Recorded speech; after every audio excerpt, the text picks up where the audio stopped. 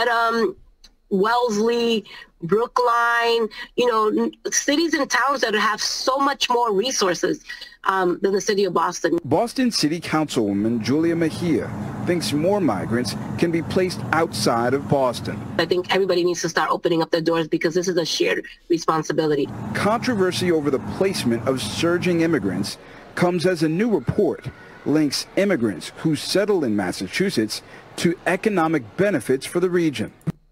So, I want you to imagine that you're in your own house and your cat is on the table and is pawing at the glass where you keep your sugar in, and then the glass smacks on the ground and there's sugar everywhere, and then the cat says you need to clean it up because it's our shared responsibility.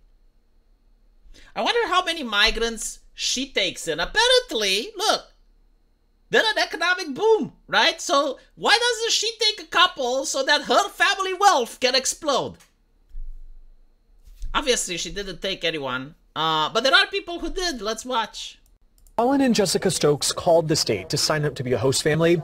It took less than an hour for the displaced migrants to be dropped off at their door. I gotta get sheets on the bed. How many people are coming? Right. Where are they from? What ages? We really knew nothing. The need is so clearly overwhelming. The family of four who didn't want to go on camera had been sleeping at Logan Airport. The parents and two kids journeyed from Chile to Texas, then Massachusetts, and there are so many stories like it. It boggles the mind that there are so many hundreds of those stories. Colin and Jessica Stokes called the state to sign up to be a host family. It took less than an hour for the displaced migrants to be dropped. Right, so I'm not going to say anything negative about them. At least they're not DBs. They're not people that are like not in my backyard. Unfortunately, in Europe, there have been some bad stories and bad experiences regarding this. I remember especially a left-leaning university professor that decided to take migrants in his house. Didn't end up well. There are also some funny stories that I'm pretty sure you guys know. A couple in the UK decided to take a lovely Ukrainian lady, and the husband divorced the wife and then ran away with the Ukrainian lady. Although I gotta say, I do remember that the Ukrainian migrants, a lot of them were women. And all of a sudden, the politics in Britain were very concerned about this. They were incredibly concerned because there were a lot of men which did say, hey, you know, like I have a free place to stay. And they would talk online and they would try to hook up with the Ukrainian lady, and that was unacceptable. No, because now the government is like, hold on a little bit. That is dangerous. That is problematic. And I honestly, I said it. I fucking said it on this channel. When you look at most migrants on Google, right? Like if you Google migrant, you'll see that almost overwhelmingly, they're young military-aged men. And women like that because they are oozing toxic masculinity. And women are attracted to toxic masculinity because if they weren't, men wouldn't be toxic. So you know, like women look at that and they like that. And I was thinking, like, imagine the reverse. Imagine if the migrants were like very ushy-cushy, beautiful succubis, right? So you have like this army of succubis that are coming on the shores of the United States. And I guarantee to you, like, all the women would vote against that. Like, the women would be like Trump supporters, raise a wall, right? And all the men would be like, succubis are welcome here. I guarantee you, it has a little bit to do with that aspect. Not a lot, but a little bit. There may be a lot of individuals that are actually looking at this from a sexual dynamic point of view. Let's put it like that, right? Now, what's interesting, though, is that there was a conversation on Twitter about this particular situation, and many leftists were upset that people were asking the question, but what about the homeless in the United States? Like, they understand, right? Like, so the government is giving money for people to open their doors and allow refugees in.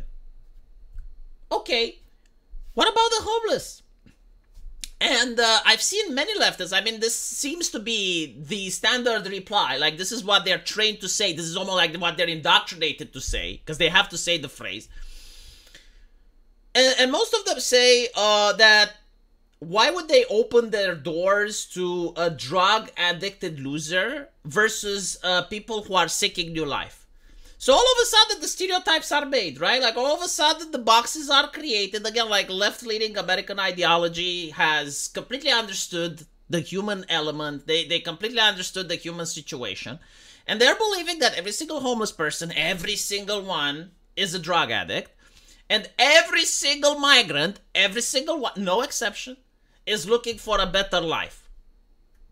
Also, no one has answered the question, how do the drugs come into the United States? Do they teleport there? Do they get airdropped? Like, who is anyone bringing them in? Probably not, right? Because if every single person that crosses the border is a law-abiding citizen that you don't even need to check anymore, because you already know no one has a criminal record, no one is smuggling, you know this. Like, you know, this is no Khaleesi. So if everyone is like law-abiding, how do the drugs get in, though? For the homeless people, too, huh? So I haven't got an answer to that yet. But it's interesting to know. I swear to fucking God, if the politicians would become like the Democrats from the 80s, right? And they would now talk about the homeless people and the orphans and all that. All the leftists on Twitter would suddenly start to care about the homeless and the orphans. It's almost like they're getting the fucking marching orders. If they would start to care, to talk about schizophrenia and how dangerous it is, and you know, like it's a bad illness and blah blah blah, all the leftists would be compassionate and caring about people with schizophrenia. Like, it's what the TV says. If the TV says one thing, all of a sudden they start to care about that issue. If the TV doesn't talk about that issue doesn't fucking exist. Like, for instance, obesity. When's the last time you heard leftists talk about the dangers of obesity and, you know, the high risks of diabetes and blood and heart complications? They don't talk about it because the TV isn't talking about it. If tomorrow the TV would start talking about it, that's the only thing that they would talk. It actually reminds me of my last session of Dungeons and Dragons where I was talking with Short Fat Otaku. And Short Fat Otaku is like, oh, did you guys see that interview have come up with the US President Biden? He may be senile. You know, like, it took you 4 years? Like, it took you 4 years to figure it out? And he's like, no, but like, now we have evidence. And like, dude, like, you need evidence for this? Like it's been like, don't you have eyes? Don't you see yourself? It's like, no, but like, the videos may have been edited. Now we know for sure. And it's like, well, I guess like this is the target audience for the news guys, right? For the late night comedians, like this is the target audience, the normies that do not believe something unless the TV tells them to. So let me know what you guys think, and as usual, I will see you in the comment section. Take care.